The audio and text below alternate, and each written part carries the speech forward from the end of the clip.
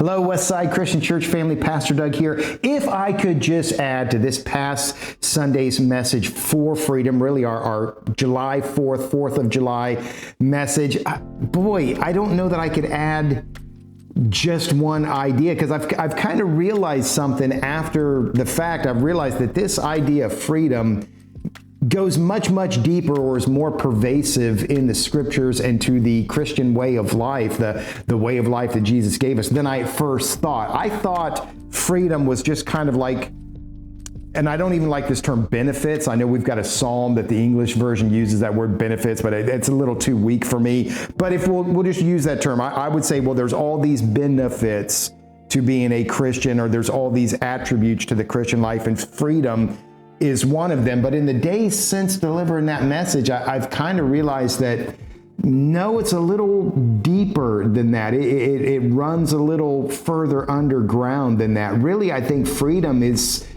kind of one way of describing the entire movement, the entire reality. I kind of came to that conclusion just this morning. I was doing my normal devotional routine. I start my day by looking at BibleGateway.com, see what their verse of the day is. Then I read a chapter. At this point in my life, I've read the Bible so many times that I'm really just, when I do that Bible reading, I'm not even trying to hear from the Lord. I'm just trying to refresh my memory. But I do still hear from the Lord. Well, this was Joel 3, and he was talking about how Tyre and Sidon and Phoenicia had enslaved his people and how angry he was about that. And then I do my devotion app, which plays some scriptures for me. I did my memory work, which today was the first part of Hebrews, and Hebrews is talking about righteousness. And I can't even explain how it happened, but I just saw all these things coming together, and the righteousness, the talk about slavery, and I realized, freedom is much more pervasive of an idea.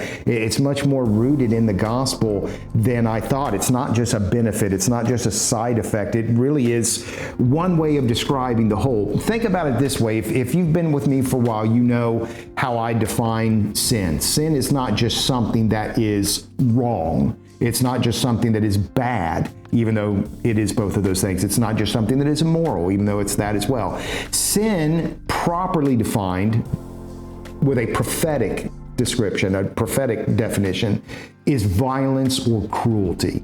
Again, if you look at the 12 minor prophets, which are ordered out of chronology to create a consistent story among the 12, they are repeatedly talking about this. I don't know that you see it so much in the other, Isaiah, Jeremiah, Ezekiel. I think you kind of do. But I really think the minor prophets lay this on thicker than anybody else. Sin is not just wrong. It's not just bad. It's not just immoral. It's not just something that God doesn't want you to do.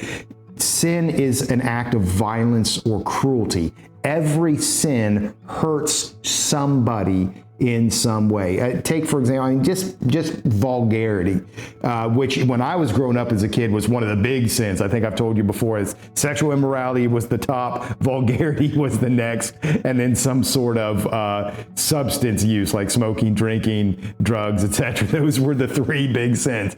So that's kind of changed in our time. People are a little looser with their words. But even if you want to look at that as like a low-level thing, well, you go into a crowd and you start tossing out four-letter words, you're hurting those people to some degree. You are affecting the way they see life. You're affecting the way they feel about themselves. You're affecting the way that they feel about others. The words themselves are kind of unpleasant sounding. There is a violence or a cruelty to that. So every sin, and if you look at slavery, obviously it's true, but if you would look at any kind of sexual immorality, that is, hey, I'm going to take what I want from you without making a corresponding commitment to you, without giving back to you in a real relational way. So, you could go down the line. Some it's more obvious than others, but every sin is some sort of violence or cruelty. Well, what is violence or cruelty?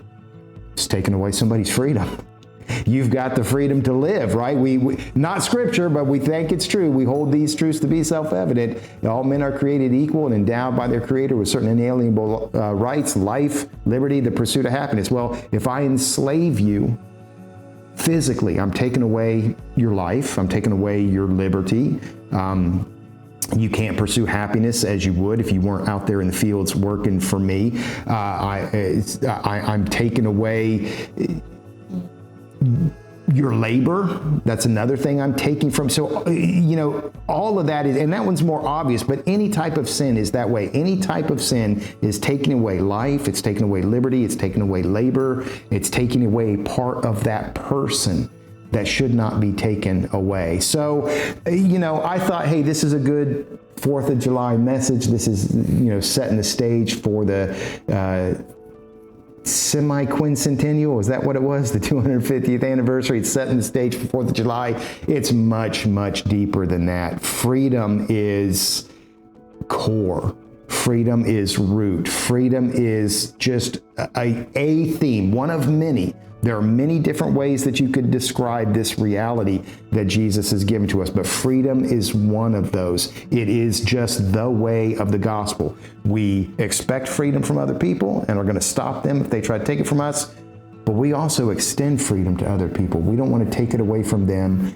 By definition, that is sin. So that's what I would have added if I could to this past Sunday's message for freedom. Thank you for allowing me to toss that in now, and I hope you have a great day.